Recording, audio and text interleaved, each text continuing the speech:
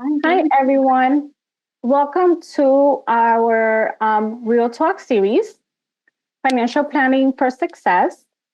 My name is Eva Reyes, and I am the Director of Parent and Family Relations. And today we have with us my graduate assistant, Dan, and as well members of our enrollment management team who's going to talk to us about how to move forward in the next few semesters, years, as your students um, complete their studies at William Patterson. So without further ado, I just wanted to let you know there's going to be a QR code for you to sign in. I'm also going to put in the chat the link for you to sign in. So if you could please sign in, I would greatly appreciate it. The session is being recorded, being that it's valuable information. That way, if there's anything that wasn't clear, like maybe it was too fast or there wasn't enough clarity, you could always refer back to later on. So with that said, we're going to kick it off with our presenters. So if you could please introduce yourselves. Hello, good evening, everyone. My name is Joan Baggerty. I am the Associate Director here at Student Enrollment Services, and it's lovely to meet you all. Good evening, everyone. Stacy Ann Brown. I'm the Director of Financial Aid here at William Patterson. All righty, let's get started. So again, thank you all for attending this real talk regarding financial literacy. So we're just going to go with some important information for today. So here we have financial aid, of course, and how families and students are able to pay for their education costs, as well as the resources that are available to them. We also are going to provide information on additional resources on how to better prepare yourself for financial planning, as well as providing guidance here at the university. So our office, Student Enrollment Services, what we do actually, we are the one-stop service here. We assist the additional offices on here at the university, which is financial aid. Also the billing department, along with the registrar. So here we discuss information to students and to families with regards to the status of awards, whether they're submitting documentation to our office. They're usually bringing in so that they can update their information on their account. And then, of course, providing status of disbursements and additional information as it pertains to financial aid. With regards to billing and payment, we provide payment plan options. We also discuss balance inquiries with them, of course, additional resources, any outside resources that may be available to them as well. And of course, how they will be making their payments. And usually, students are guided to make payments via their WP Connect portal, where they can make electronic checking or debit or debit or credit card payments. In addition to that, there's also information with regards to refunds. So if a student does have credit pertaining to SS financial aid, then our office will, provide information as it pertains to the refund of what would be available to them and how that process go. And then, of course, as stated, this is a function of the student accounts office, but we do assist that particular office with that. And as it pertains to records, this is in pertaining to transcripts. Should student need to come to the office and receive a transcript and or verification, enrollment verification, say, for instance, for insurance purposes, employment purposes, or even child support agencies, our office will be able to obtain that information for them to provide proof of enrollment per term. And of course, there are third-party forms that needs to be completed along with these enrollment verification. And this is the office where the students will bring that documentation here for completion. What is financial literacy? Went too far back.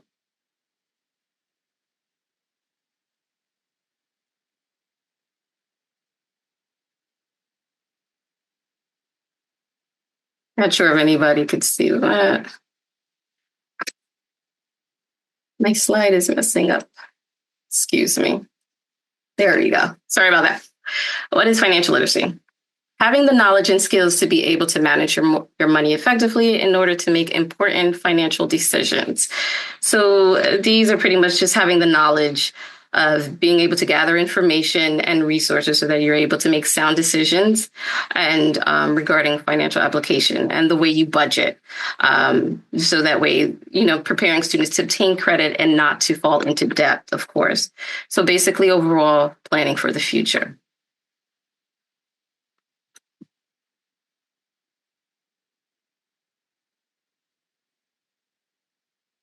Components of financial literacy and at college. So understanding the cost of attendant budgets. This is pretty much the cost of attendance is something that we do provide students with regards to the cost of attendance here at the university, as well as what the student provided on their FAFSA. So basically what you will be paying for the year, along whether it's indirect and direct costs together. And then, of course, what you'll be eligible for as reported on your FAFSA. The basis of entrance rates. That information, of course, is pertaining to either federal loans and personal loans. So should you have to apply for the federal loan, that information is on there as well. And of course, knowing the information, knowing that the loans are not free money, but actually loans that require repayment and understanding the interest rates. And of course, they are different for private as well as the federal loans. The importance of financial planning, just having peace of mind, understanding what you're paying for, not to be, in debt or not having the resources to pay for your cost of tuition. And our office here is to provide you not only with information on your billing statement, but also to guide you on possible steps, whether it be payment plans should you did not have enough aid to cover your bill. But going into a payment plan to make sure that you have a monthly installment that's affordable. We do have those options available, of course, of which we'll talk in details later on in this on the slide. And of course, understanding your statement. The statement, of course, is provided to each student. Every time the student is billed for each semester. And once that billing statement becomes available, it's sent to the student directly to their student email or their personal email on file. And it would provide information on what you're being charged, whether as a full-time student or a part-time student, but you do see your charges on there. And you, if you're also on housing, you'll see that as well on there. And understanding your, this on the statement, understanding the credits that is on there for you, with whether it be the financial aid that we discussed or institutional scholarships. So understanding what is actually covering your bill and what else can be available to you.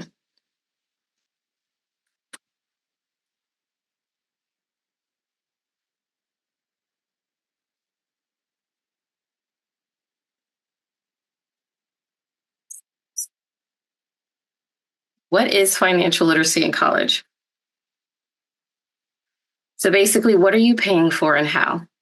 Obviously, you're paying for your tuition, and if you're a resident, you're going to also be paying for housing. And how are you paying for it? You're going to receive a financial aid offer letter should you complete the FAFSA. And that financial aid offer also provides information on what you'll be receiving, if you're receiving aid, if you're eligible for aid, and of course, the direct costs and indirect costs. So that gives you an idea of what you'll be paying for. Financial assistance. Financial assistance, that's of course of financial aid and maybe the institutional scholarships here that may be offered. And loans, that equals debt.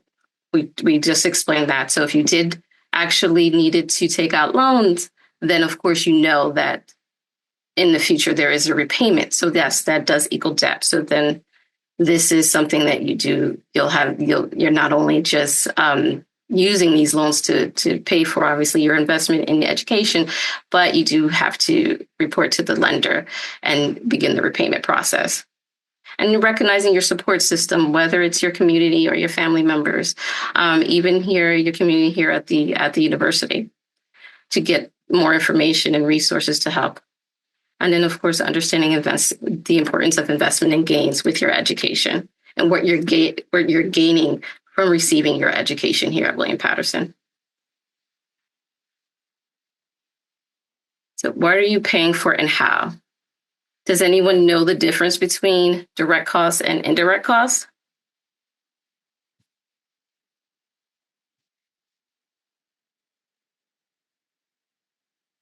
So the difference between the two, the direct costs are tuition and fees, room and meal plan, and of course, health insurance. The indirect cost is the additional cost that's also going to be needed for you to ensure that you are properly, meeting your educational goals here.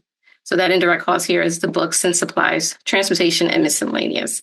And these are both also offered on the offer letter as a part of the cost of attendance, so that you're awarded and understanding that managing your financial needs so that you're able to cover the costs of your expense here on a yearly basis. And when are you paying these direct costs? So every fall semester, registration begins in March, and this is as it pertains to continuing students. The bills go out in July with a due date in early July, of course, and then school begins in August. So with that being said, students would then, of course, get those notifications so that you could better prepare yourself on how to make your payment and what to be looking for in your statements. So again, when we're receiving the bills in July, to make sure that you're monitoring the students is monitoring their accounts to see what they're being charged for and what are they receiving as well as financial aid. In spring semester, registration in mid-October, same thing, the bills goes out in November, and then the payment will be due in January.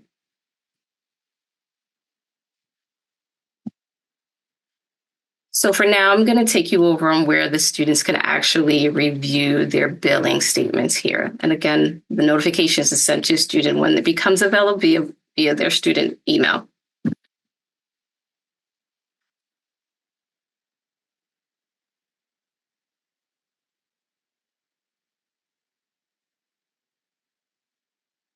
I thought I was logged in. One moment while I log in.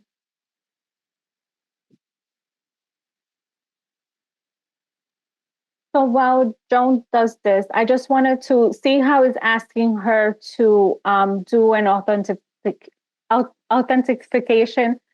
So basically, all students, make sure that your students have this multi-factor authentication. Oh, I can speak Authentication. Authentication, because it's required in order to be able to log into the system. Correct. I know they may share passwords with you. Let's say if for some reason at one point they get locked out or something like that, they're not going to be able to reset anything unless it's going whether it's a phone call, an email.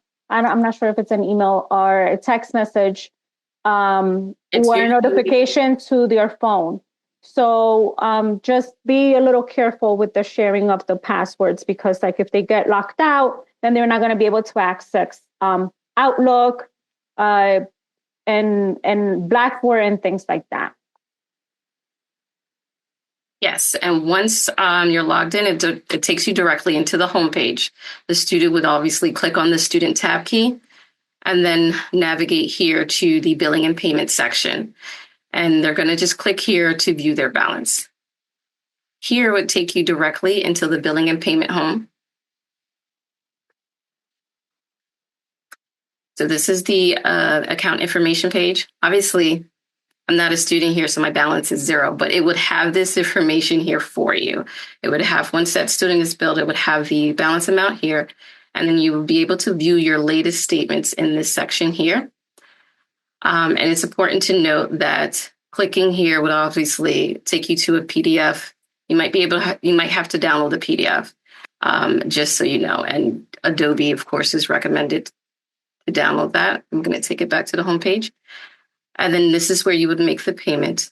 But what we do ask is that as parents, we do ask that, the student do, if you're going to be a parent that's making payments, or you want to make sure that you are also notified to receive the billing statements, they're going into the My Profile setup here under authorized user. The student will have to add the parent or guardian, third party, as an authorized user, so that you will have access to view the billing statement as well.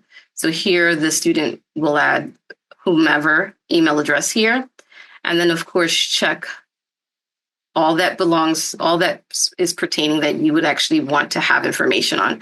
So of course the first one being the billing and statement and account activity, and then of course additional information. So once that is said, the student will continue, and then the authorized user would get a notification indicating that the student has set you up as an authorized user. And then, of course, you'll have your own sign-in. So you do not need to go in the same process as the student, but you'll have your own access to view this information.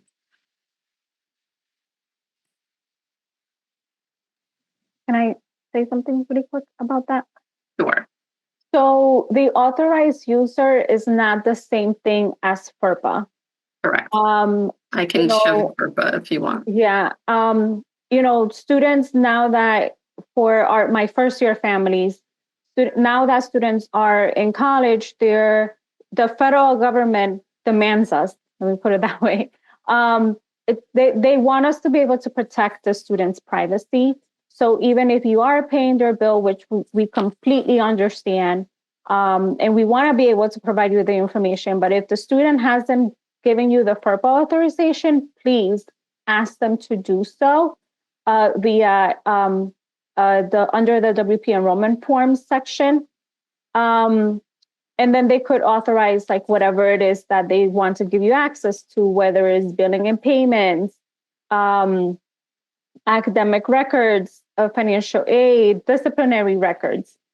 It's important for you to know that some of these things are tied in and weaved into each other. So like, let's say if a student gives you access to their billing and financial aid record, but they say, well, I don't want to give my parent access to academic record. And this is something that Stacy is going to be talking about a little bit later on in the session. Well, if the student is not meeting academic progress, then that's going to affect their billing and financial aid. So just keep that in mind as you're having conversations with your students as to like who's responsible for what. And if you're going to be responsible, you meaning the parent, if you're going to be responsible for making payments, then you want to be able to help them, right? Like you want to be able to guide them and navigate this experience. But if you're very limited to the access that you have, then how can you do that? So having honest conversations with them, really being on their corner and not like attacking or like, I need this because I'm like, no, like we want them to be autonomous. We want them to have responsibilities, but knowing that if at any given point they need you, that you're there to support and assist them. Something else I was going to say about the authorized user on the billing side is that the end of the year is nearing. So with that said, pretty soon, you're going to have to do taxes. You're going to have to do taxes for 2024. So if you were making payments out of pockets, you're going to need a tax statement in order for you to be able to show it to your accountant, or if you do your taxes yourself, to be able to account for the payments that you made. So it's important that you do have access to the authorized user in order to be able to get that information. Right. Okay. Thank you. Yes. So once you have access here, you could definitely go in to make a payment, set up also a payment profile so that you can go in and save that payment profile if you like, even if, obviously if there's a credit on file. For electronic refunds, you can also set that up as well, or the student, whichever you guys decide. And here is also the payment plans option. So you are able to actually enroll into the payment plan too as well on the student's account. With that being said, I'm going to stop sharing this particular screen, and I'm going to go ahead and take it back to the PowerPoint.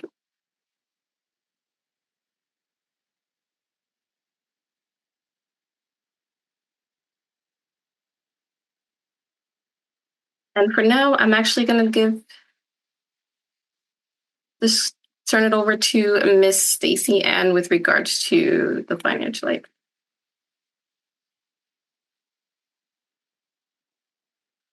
Okay, hi everyone. So I'm going to pick up where Joan left off, and we'll talk a little bit now about the financial aid process, right? So financial aid currently for the current academic year is the 24-25 FAFSA application. So for most of you, if you're interested in receiving federal and or state and some institutional aid, you've already completed that financial aid application for fall 2024 and spring 2025. The FAFSA for next fall and spring 2026 is slated to open on December 1st. And I say that air quotes because that is the day it's slated to launch. And we know with the launch, or I would say rather unsuccessful launch of last year, we are kind of a bit keeping our fingers crossed that we will have a better launch or deployment this year by the Department of Education. But as for right now, what can you do, right? That is the question. What has changed? What can you do in the meantime to prepare for that December 1st launch, that you're able to successfully submit your application? So currently, the first thing I would say to do is mark your calendars, right? Typically in an age year, the FAFSA application should be opening on October 1st. This year is another delay in that process, and that is opening December 1st. So mark your calendars, December 1st, try to go in and submit as soon as it is available online. So that would be step one. Mark your calendars for December 1st to get that application in. That application will be looking for tax information for tax year 2023. So for most, tax information would have already been filed for that tax year. It will not be for 2024. The taxes being required, or the tax information being required or referenced, will be for tax year 2023 on that application. Also, gather all your documents, right? So 2023 is the year they're looking at. So every question, other than those that will ask you as of today, will be referencing that tax year on the application. I have a question. Yes. Is there a reason why we use prior year as opposed to the most recent? Yeah. So I want to say in about 6 to 7 years ago, the FAFSA used to open on January 1st. And it used to be the tax information for the tax year that just ended December 31st. Now we know no one has even received their W-2 on January 1st, much less having filed their taxes in time to have submitted the FAFSA, right? So what the Department of Education decided that to push that tax year information required back in a year, so most people would have the actual tax information filed, and they also pushed the FAFSA opening date to October 1st. So it would open October 1st of the year following that tax year, and then you would have already filed your taxes for that age year. So one, the application started opening earlier, which means you could not use that. So let's say if the FAFSA opens October 1st of 2024, there's no way you have filed your 2024 your taxes, right? So that was one reason, because the opening date got moved earlier to October 1st. And even when it was January 1st, it was way too early for families to have any tax information pertaining to the tax year that just ended, preceding the FAFSA opening. So it was more convenient and it just made more sense altogether for that information to be requested. With that being said, we will say if families do see a drastic decrease in income or a drastic change from one tax year to the next, there is a procedure or process for that. You can contact the institution that you intend to attend. So for us, William Patterson, and let the financial aid office know that I submitted my FAFSA with the tax year they requested. Do not submit a different tax year. Submit the tax year information they are requiring on the FAFSA, and then you would contact your financial aid department to say, I know 2023 is what's on the FAFSA, but 2024 was a rough year. We saw a big change. There was unemployment, loss of a spouse, a parent, different financial circumstances that may have happened. And that's when you would contact your financial aid office to let them know that circumstances have changed, and we'll take a look and reevaluate to see if you qualify for more aid. So prior year is helpful, and there is assistance if that information is just grossly different from your current today financial situation. So good question. Thanks for that, Eva. Also, what I will show is another way to prepare is that currently there is a FAFSA prototype made available by the Department of Education. So this prototype or this online module allows you to complete the FAFSA as it will launch on December 1st, and kind of go through and practice and get to understand the type of information that will be required. Now, actually, let me see. Also, I can put this in the chat at the end, or included in the chat feature once I exit the presentation. But you would go to this webpage, enter the access code they provide you. And then you would launch the application. Either you can practice it as someone who is making an edit to an already completed FAFSA, or you can practice as a new application as either a dependent student, so a student who will have to add parent information, or an independent student. So if you're a student that is self-supporting, 24 years and older, that would be an independent student, right? So you can practice launch as user. It will pre-populate this information, so you just enter login. You can start a new application, and you progress through the application as you would once it opens December 1st. So this is something that is currently available, and that you can utilize with your student, with your parent, to practice and just get familiar with the questions they ask, the functionality, and what you'll expect to see once that application launches on December 1st. Next thing, another preparation I would say is to stay informed, right? So the beta release is currently out. So there are schools, the Department of Education is testing the FAFSA application, and they will be testing between October 1st and December 1st to make sure they're making any corrections to possible errors.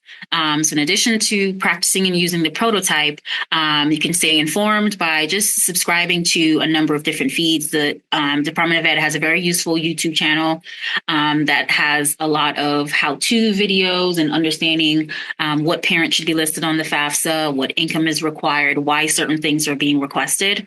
Subscribe to their Twitter if you're on that platform, Instagram, Facebook, just to keep up to date on announcements. You'll be kind of the first to know if there's anything out there that is informative, as well as if you already completed a FAFSA application for this year.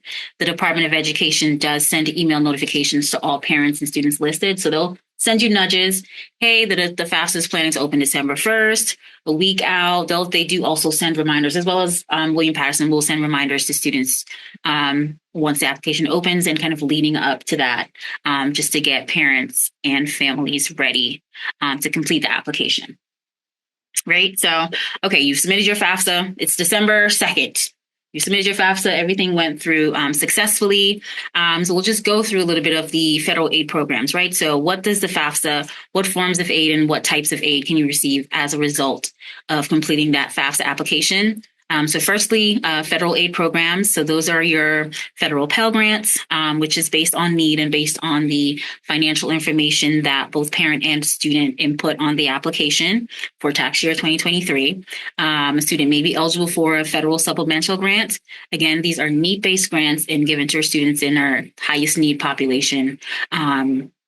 Based on information submitted on the FAFSA. The Teacher Education Grant, this is a grant that is up to $4,000 for each year for an undergraduate student for 4 years or 2 years for a graduate student in particular education programs that intend to teach in a high needs field for up to 4 years after they complete their program.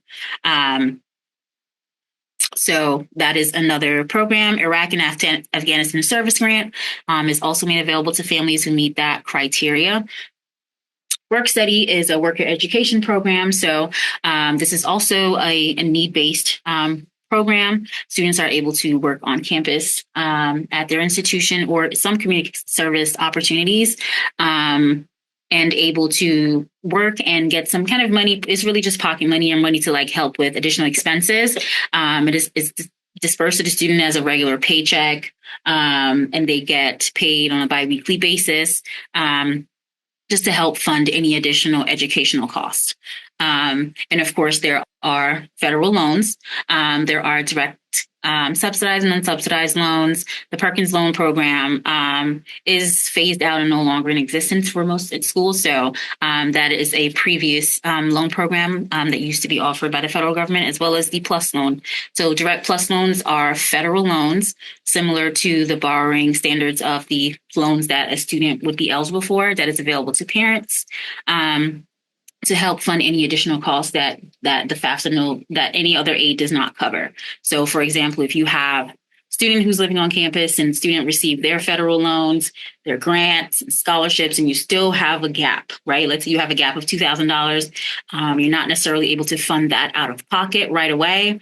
And you're not able to do like a payment plan that the institution does offer an interest-free payment plan. You can fund that with federal loans with similar to the borrowing standards of the students' loans that they're offered, which we'll talk a little bit more about shortly.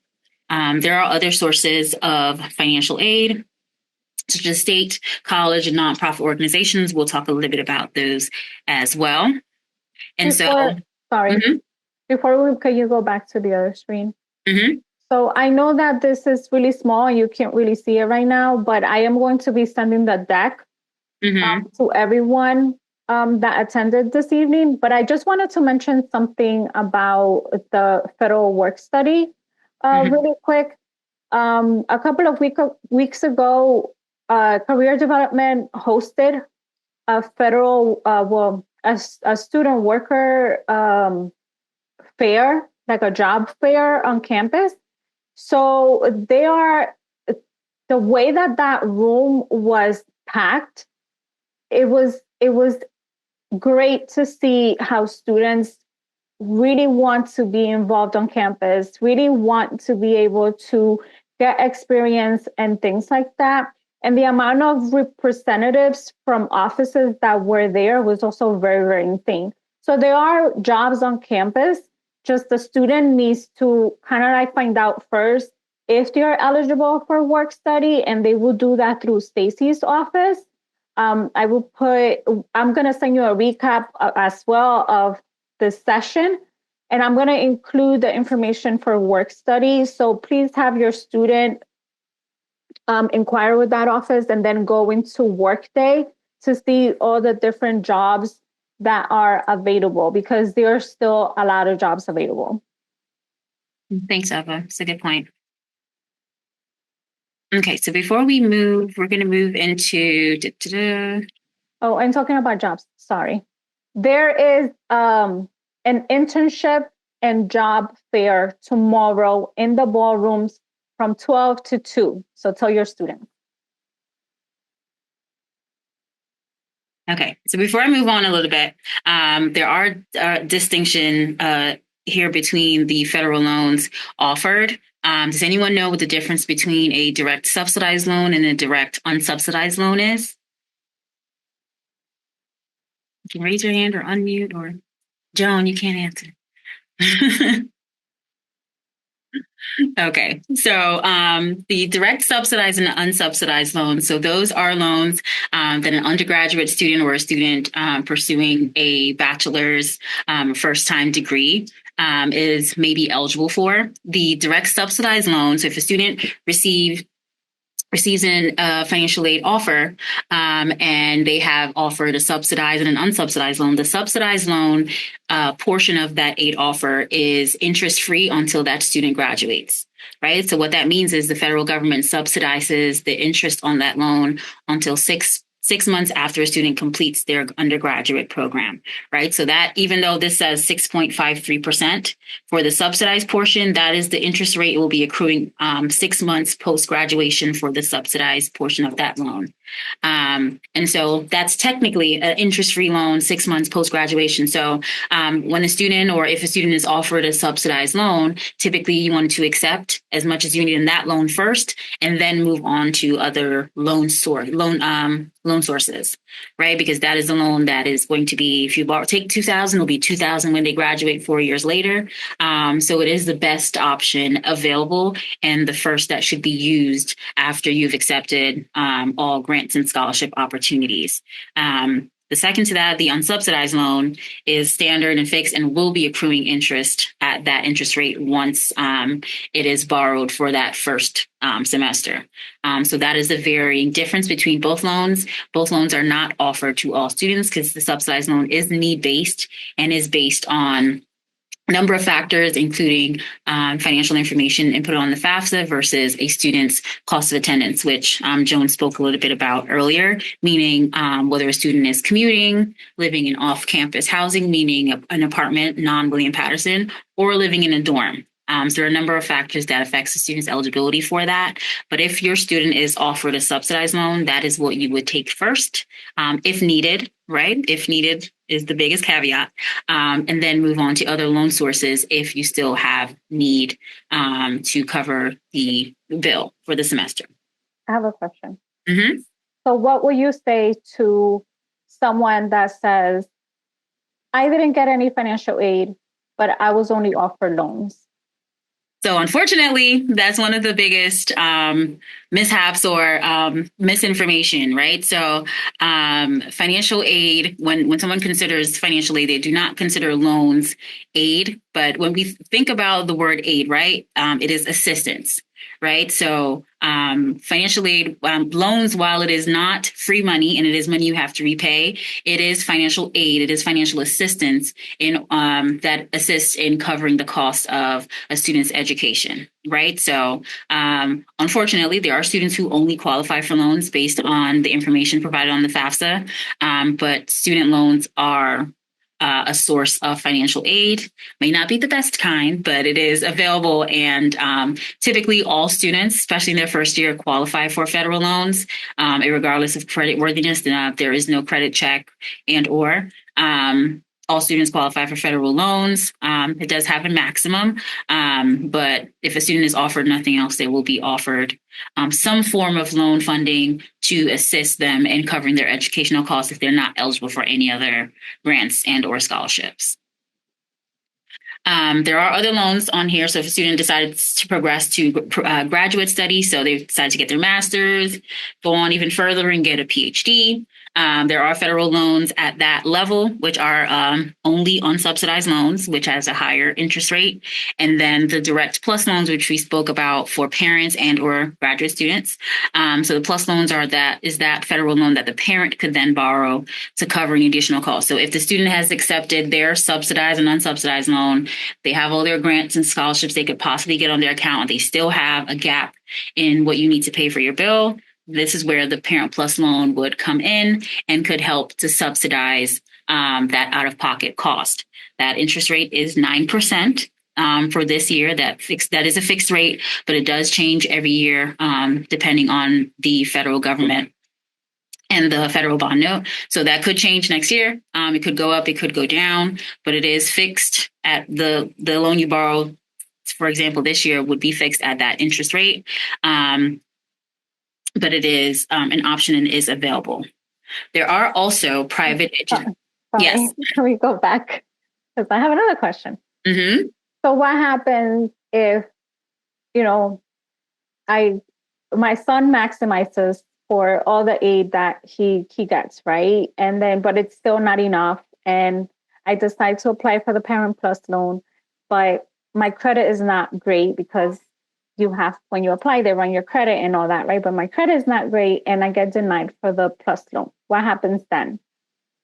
So, if a parent is denied a Parent Plus loan, the Department of Education gives the student an additional $4,000 or $5,000 for the academic year, depending on their grade level. So, if a student is a freshman or a sophomore, if a parent applies for a Plus loan and is denied, the Department of Ed does increase the federal loans available to the student.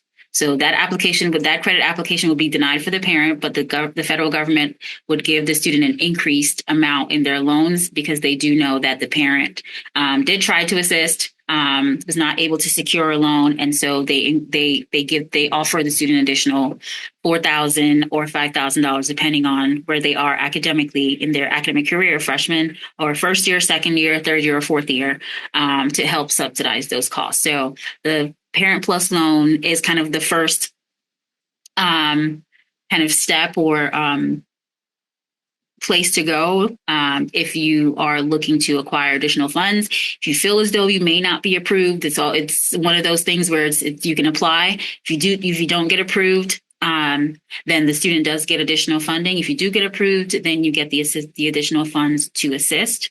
So it's kind of a win-win in that way, in that if you have adverse credit history, there is still assistance that it provides if you are denied. And then if you are able to get it approved, then it's approved at that rate.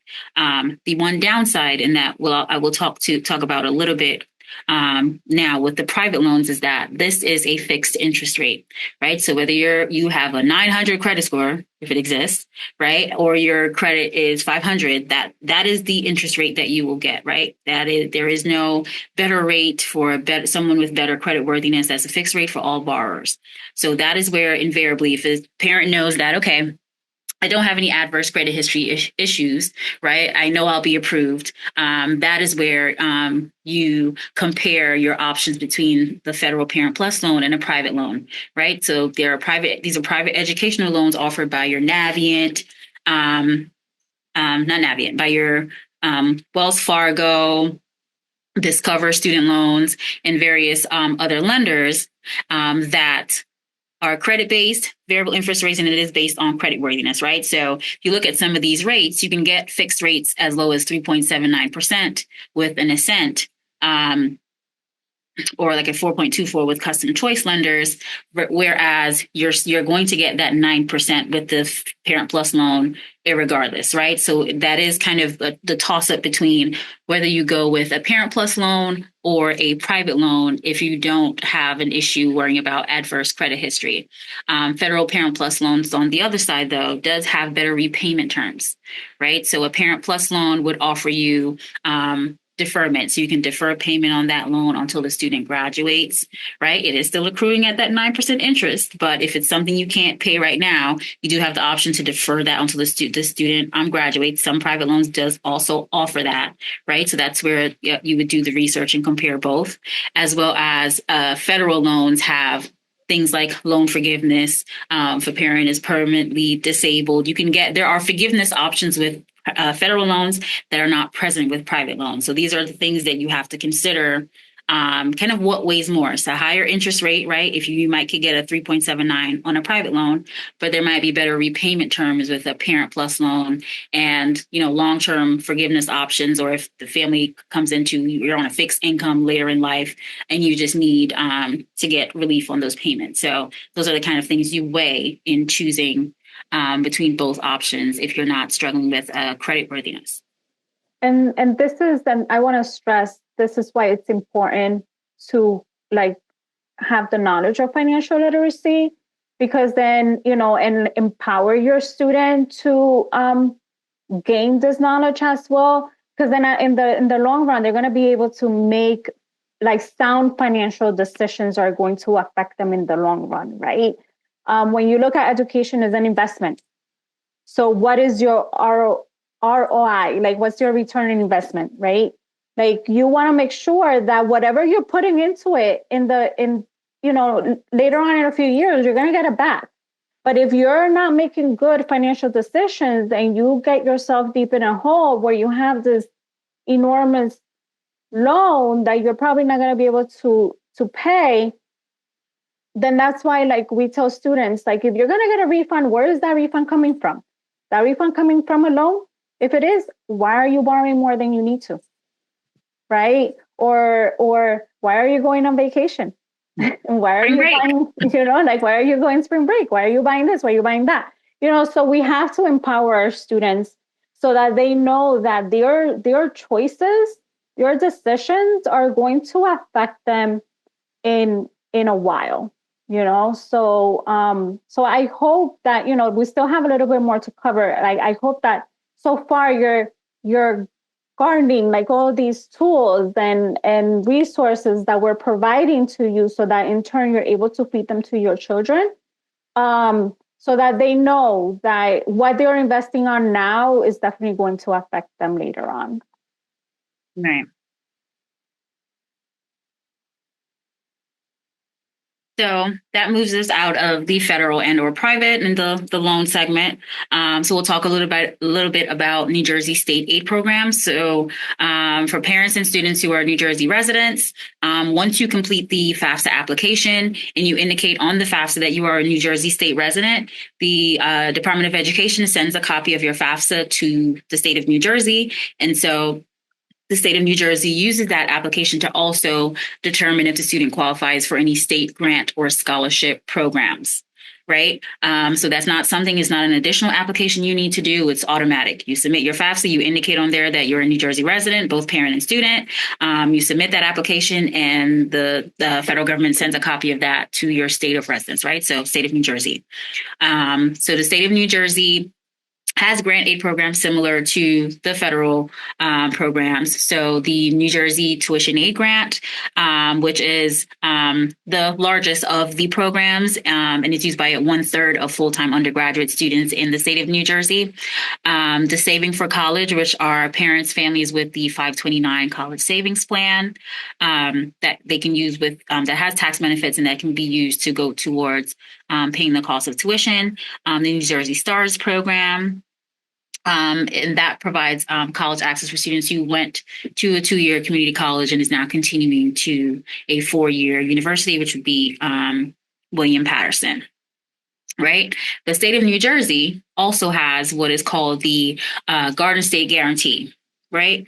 What this program does is for families with an adjusted gross income of up to $100,000, the state has state grant funds to help subsidize the cost of the tuition and fees for that student to enroll at a New Jersey state institution. Right. So for families with an adjusted gross income of $0 to $65,000, the state of New Jersey covers the full cost up to the full costs of tuition and mandatory fees. So for William Patterson this year, tuition and mandatory fees for the year is $15,704. So if your family, for example, falls into this criteria, your adjusted gross income for the FAFSA for this year is $60,000. The student only got offered loans for whatever reason, right? Then the state of New Jersey would say, okay, we're going to give the student the full cost, a full grant to cover the full cost of their tuition and mandatory fees for the academic year. So you would end up paying $0 out of pocket for tuition and fees. I want to stress, though, that this grant does not cover anything outside of tuition and fees. So if your student is living on campus, they're in the dorms, they have a meal plan, they have additional resource fees attached to their courses, so like a lab fee or things of that nature, that is something that you would need to fund out of pocket because the state only covers, or this grant only covers, tuition and fees. So potentially if a student commutes, does not live on campus, they commute back and forth to home, they would be going to college 4 years, last 2 years for free. And that is something I left out. So this program covers a student in their 3rd and 4th year, right? So for students with credits of 60 credits to 127 credits, if they meet this income criteria, they would qualify for this grant. If families have adjusted gross income between $65,001 to $80,000, you would pay $7,500 out of pocket. The state covers the difference in tuition and fees. And then for families in the 3rd tier, which is $80,001 to $100,000, The family would pay $10,000 out of pocket, and the state would cover the difference of tuition and mandatory fees. Right. Again, this is for students in their third and fourth years, so our juniors and seniors. William-Paterson, however, has a matching program that covers freshmen and sophomores, so first and second year students. So first year students who meet this criteria, William-Paterson also has a matching program. It's called the Pledge for Success. And this program allows for families to have the same funding coverage as the state of New Jersey, right? So 0 to 65,000, William-Paterson will cover up to 15,704, so mandatory tuition and fees. And then families 6,501 to 80,000, we would cover the families would pay 7,500 out of pocket. William-Paterson would pay the difference. So this is a very helpful program for families in those income bands who are trying to bridge that gap with tuition and fees, so they do not have any out-of-pocket fees and could possibly go to school for free, right? So if you have a student who is commuting back and forth from campus to home and they're getting the Garden State Guarantee or the Pledge for Success, they should not also be receiving a refund. So I say that to say they're getting a refund, they have accepted a loan somewhere, and it's probably something you would need to talk to them about, right? Because the tuition and fees is covered in totality by this grant, and so the only way they would get a refund is if they either have other funds that are not grants and scholarships accepted on their account. But this program and the Pledge for Success helps families to cover that tuition and fee gap. Again, it does not cover room and board or any other fees that may be associated with parking or any transportation fees, but it does cover up to the full cost of tuition and fees based on the income of the family. How old do they have to be to have to not use their parents? 24. 24. Okay. 24 at the time. Like if we file the FAFSA, but they turn 24 in January, how does that work? So I think the age year for next year is students born before 2006. So if they're turning 24 this year, not this year, they're turning 24 next year. In January. The year ends, then they would be considered independent. So if he filed for FAFSA himself this year, he could file this year if he's turning 24 in January. Is that right? Mm-hmm.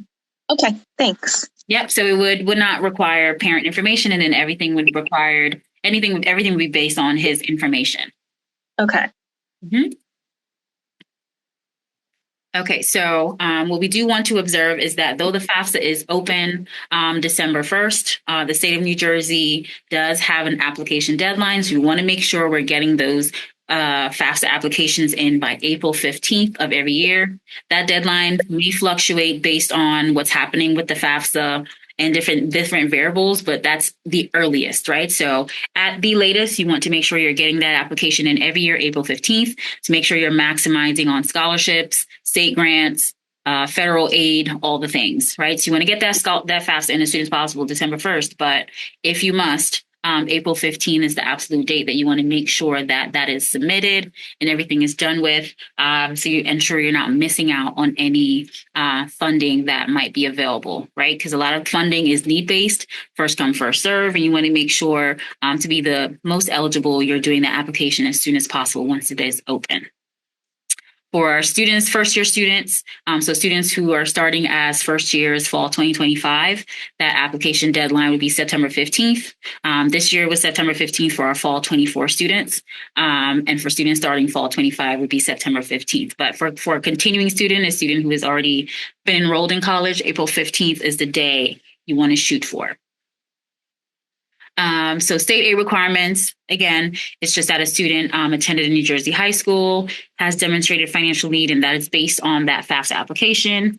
Must be a citizen, eligible New Jersey resident, have been a resident for 12 consecutive months, maintain satisfactory academic progress, which we'll touch a little bit on going forward. And also the state grant programs require that a student is enrolled full time.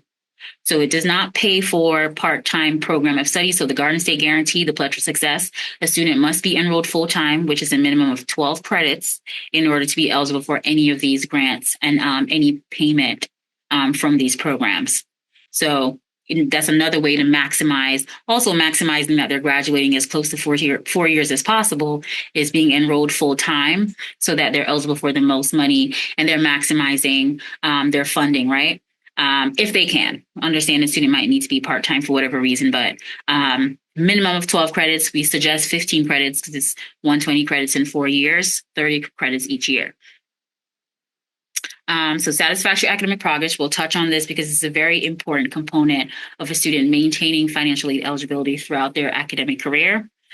So this is a 3-part standard that a student must maintain in order to retain financial aid eligibility, and that is financial aid eligibility for federal aid. So all of those things we talked about coming from the FAFSA, federal loans, Parent Plus loan, a federal grant, the state grants, the Garden State Guarantee, the Pledge for Success, student must maintain these standards in order to remain eligible. So they have to maintain a minimum GPA of a 2.0, a completion rate of 67%, which means they have to earn credits for at least 67% of the courses they registered for, and complete their degree in the maximum time frame. So prior to 180 credits, right? So it's just a quick overview. So it's just maintaining that 2.0 is the first step. Not withdrawing from too many courses. Withdrawing might assist with not failing a course, but it also contributes to that completion rate. So we want to make sure they're speaking to their academic advisor or financial aid if they have any questions about that. So in the spring, one of our real talks is going to focus a little bit more on those students that maybe didn't have the best semester this fall and maybe in jeopardy of falling into dissatisfactory academic progress. So we're going to be with the advisors to help how to write a strong appeal if they kind of fall into this category. So stay tuned for more to come on this. And just a little bit, if they do fall below that standard, there is an appeals process that is online that Eva mentioned before. We'll walk them through the process of that and submit their appeal as to what happened and how they plan to recover. Other forms of financial assistance we talked about the Pledge for Success and Garden State Guarantee. But on our financial aid homepage from William Patterson, so if you type in wpunj.edu/FinAid, takes you right to our financial aid homepage. And we have additional scholarships on our menu options, and that takes you through our donor scholarships application. This takes you through an application from donors who have donated various levels of funding and over hundreds of scholarship availability. It's one application students completed in the spring. I believe it opens March 1st, 2025. So we want to make sure that's something else to add to the calendar to make sure a student knows to go out and complete this application once it's open. We do send out email notifications. There are departmental scholarships available based on the college the student is enrolled in courses for, as well as general scholarships. So we try to keep some form of scholarship inventory of different scholarships we vetted that a student could go out and apply for, depending on the various deadlines and whether they have passed, and go out and apply and get additional funding to assist with their educational cost as they go through the academic year. What if your aid is not enough? And John is just going to talk a little bit about that. Thanks, Stacey. I also wanted to touch base on the additional scholarships slide too. Just wanted to let you guys know that our office actually participate in fundraising. So we do work with other departments for emergency needs. So should a student need additional funds for emergency needs for books or supplies, the student can reach out to our office and we can connect them to the appropriate department as far as also as it relates to meals too. So if the student did have not enough to cover books, the students could actually reach out to our office and there would be like an emergency grant on the account if the student's eligible. Now, those funds are actually on a first come, first served basis. So if the student does feel as though that need is an emergency, of course, reach out to our office. And I think Eva has actually inputted our email on this chat as well. So you would email us directly. If you can just go back, I'm sorry, so what if the aid is not enough? Earlier I did explain, so if the aid is not covering, and a lot of times students are not eligible for anything. And if the aid is not meeting the entire 2 charges on the account, there's an installment plan that we offer. Typically that information would be available to students as soon as that bill is, goes out to students. So for instance, spring is coming up and a spring registration is coming up, and that bill will become available in November. So with the due date of January, start planning ahead. If you notice that the aid is not enough, then consider enrolling into the payment plan. If that payment plan online is not, affordable, or if it's not manageable, I should say, then you can consider speaking with our office too. We do offer an alternative payment plan. So if there's a 4-month installment available online, we can typically offer an additional month to make the payments more manageable on a monthly basis. And typically you would just reach out to our office via email, or you give us a call, and then we can just give you a quote based on the balance on the account. There is an enrollment fee to enroll into the payment plan. And of course, the payment plan actually is for each semester. So you will actually have to enroll for fall and enroll for spring semester if you're in need of a payment plan. So, and we would like the payment plan, of course, to actually end before the semester ends, or typically before the new semester begins, because we kind of want to just go ahead and make sure that the balance is paid off and the student is not receiving a financial hold to prevent from, future registrations. Also, third-party payments, outside scholarships. In some cases, there are many students who receive scholarships from other agencies other than what they're receiving from the donors or institutional side. So outside scholarships could be anything from schools that provide scholarships for the student. And in this case, if the student is receiving that, of course, you want to send that over directly, and preferably before the billing due date, so that way that student's not receiving a late fee or being dropped for any reason. So if that scholarship is actually assisting to resolve the balance, make sure that it's being sent to the address that is actually available on the billing statement, or student could stop by our office and drop off the payment there, and we will definitely get it to the student accounts department for updating. 529 plans. These are particularly plans that students have for savings for their education. So if you know that you have this particular plan, once that bill becomes available, definitely sending that billing statement directly to your 529 plan to let them know that the bill is here and the payment is due on this particular date, just so that the payment is received on time by the due date. And typically we can receive any 529 plans. We get some from, I think, Merrill Lynch, and then some from the state as well. Other organizations, this could be your church, contacting them to see if there's any scholarships available there. Previous schools, sometimes there's high schools that provides scholarships to their students who've enrolled in the high school. Also local organizations, maybe like an L Club or something. Sometimes these particular organizations do have that opportunity of scholarships available for students. It's just making sure that, you're going out there and researching to see what else can be available to assist on, investing into that education. Also the banks. Usually there are local banks that will provide, or your own financial institution that would also provide information about scholarships. So just researching that and contacting your bank as well to see if there's anything available. Stacy and Eva discussed too about the considering jobs on campus. So federal work study, that is actually good. So if student is eligible, that federal work study, unfortunately, it does not actually apply towards tuition when the student is if the student is eligible for work study. However, this is income that is given to the student to maybe assist to, assist with payments on tuition when they pay directly onto their account, or if they're going into purchase books or just transportation or any daily expenses students may have.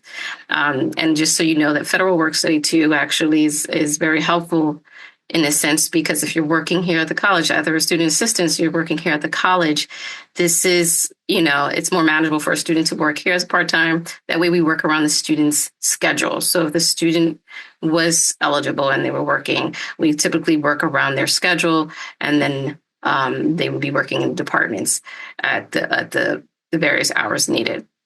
Additional resources such as friends and family, contacting them to see if there's any assistance. Community, we discussed that too, as far as local organizations. The community could be, even sometimes students speak with their fellow peers, and sometimes there are things where this thing called crowd sharing, where students provide funding to assist each other with making payments on their account.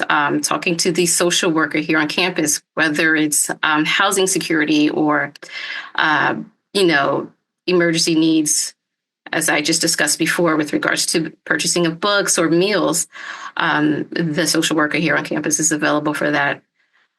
You can also speak with your financial aid counselor and also us. We're not just here just to, discuss just your charges and credits and what you're eligible for, but you can also just count on us too if there are anything else going on. Say, for instance, if the your income has changed, if there's a loss of employment or a death in the family, perhaps maybe a special condition form is needed. And you could speak with your counselor to see if you could provide that particular form, and then to see if there can be any changes within your financial aid. Also, we just also wanted to mention, consider needs versus wants. In many cases, there are students who actually live very local and are housing. So maybe think about commuting, because housing is actually a additional expense. And then typically, like Stacy mentioned, these grants and most scholarships are really towards the tuition. So additionally, you're more than likely going to be borrowing for housing if you're fully awarded just for tuition. So just thinking about that, and the type of housing plan, meal plan options. For students in apartments, the meal plan options are typically not available because, student doesn't need to actually purchase a meal plan because they will have the actual, stove in their apartment. So would the meal plan be, is it really necessary to have a meal plan option? Those kind of things, or even checking out a lesser plan just to see what could best fit your needs as well. The supplies, in most cases, we say supplies because in most cases, some students actually have wants on trying to either get a laptop and also maybe another smart device. So just looking over to see what is actually needed and what is more affordable. And typically, a laptop could actually do all of everything. So if anything, just, try thinking about that and just making a purchase towards what you can afford. And the laptop should be sufficient for basically your homework or anything else that's needed. So that's something that we do actually discuss with students as well when we go over their bill and if they have any concerns with how to go about managing their finances.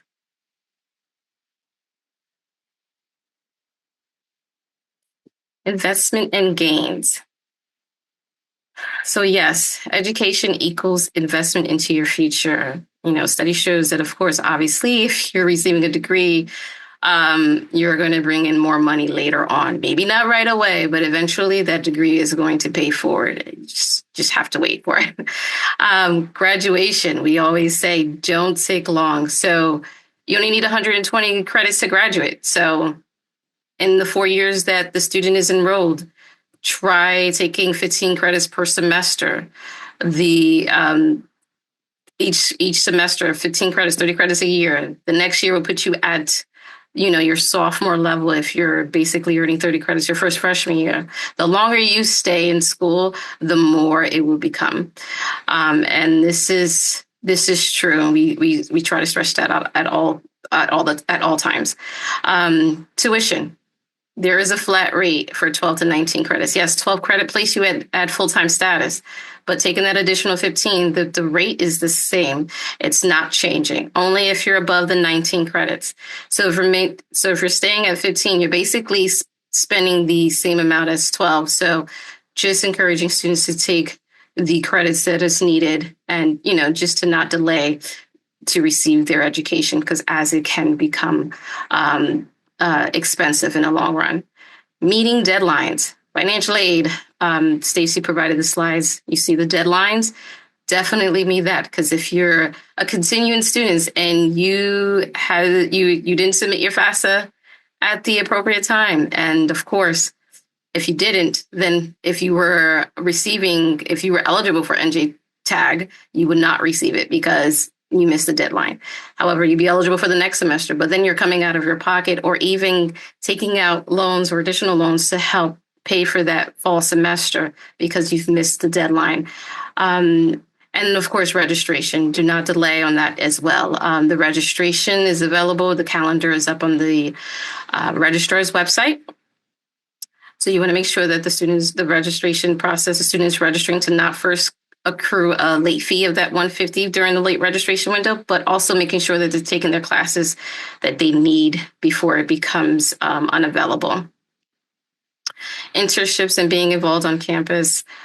We discussed as a federal work study and student assistance positions, students being involved actually helps build experience in their growing career. So helping them getting ready for the workforce. So just as much as being prepared for classes, they're having the options of working here or anywhere as well to make sure that they're able to get an entry-level position once their education is complete here, and building their resume, of course, that helps. Revenue and income and social mobility, purchases and building credit. So we're going to go to the next slide. So as you can see in this slide here is this investment into your future. You could see that the difference between the type of level of education and what the student will be receiving eventually. So as you can see, earning in the bachelor's degree, you can see that the medium is actually 2.8. Eventually, the student will get there, and in time will be able to be, would be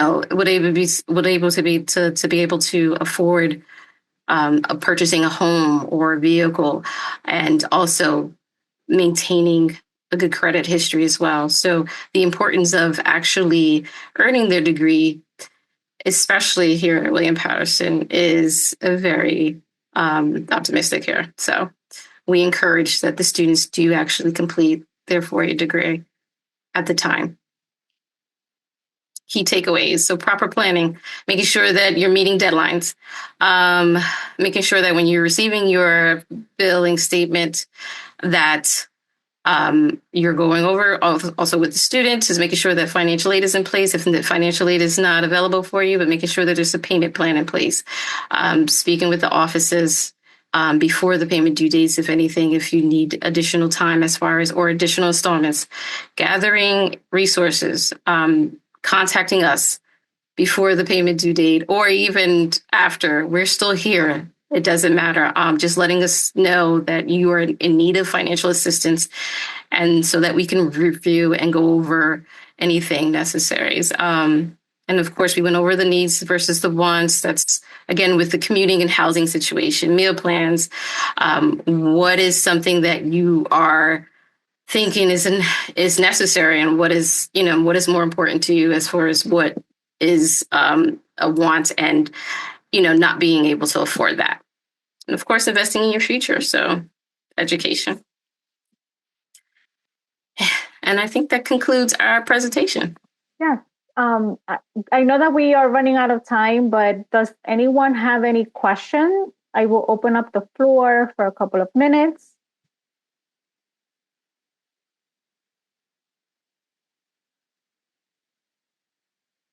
There was a question, a private message question to me, but Stacy, I'll go over that with you offline. But some of the questions that came through during registration, which we kind of like covered, was like ways to find scholarships, and Stacy was able to show us, you know, the page where we house a lot of scholarships. One of the questions was for international students, like scholarships for international students. Can you talk a little bit about that? And then we'll leave it at that and wrap it up. Yeah, sure. So a little of the scholarships for international students. So most of the scholarships outside of the New Jersey specific awards are international students are eligible to apply for. So that donor application, there are scholarships that international students may be eligible for, as well as any external scholarships that you would see. You'd have to go through to see if there are any requiring U.S. citizenship or permanent residency, and you can apply for those. But William Patterson does also have what's called the out-of-state scholarship, or for new students, it's called the Pioneer Grant, where the university covers 80% of the difference between in-state and out-of-state tuition, and then the family will pay the 27 difference. So you're paying 20%, the 20% difference. So the institution covers the 80% and the cost difference. So for instance, if in-state tuition is $5,000 and out-of-state tuition is $10,000, William Patterson will cover 80% of that $5,000 difference, and the family would pay the difference. So we do offer assistance with that for international students, in that we offer 80% coverage of the difference on in-state and out-of-state tuition for undergraduate and graduate students. So students pursuing an undergraduate degree and students in a master's or certificate program. What I will also suggest to our international students is that once the donor scholarship application opens up in March, that they complete the application. It's just one application. It throws them into a pool for any of the available scholarships. And I will keep everyone informed through the portal, on the calendar, letting you know when the deadlines are happening, or sending you an email. I'm actually going to be sending an email later on this week, telling you about the possible holds on the student accounts and how they should be vetted, and how students should be reacting as registration starts to approach. It opens up next week. So with that said, thank you so much for joining us this evening. And we have our next session on October 30th, and I'll be sending information out in regards to that. I will also, to everyone that came in today and signed in, I will be sending a copy of the deck. And I will be putting the recording up in the next couple of weeks. Thank you so much and have a good night. Thank you. Bye-bye. Thank you. Good night.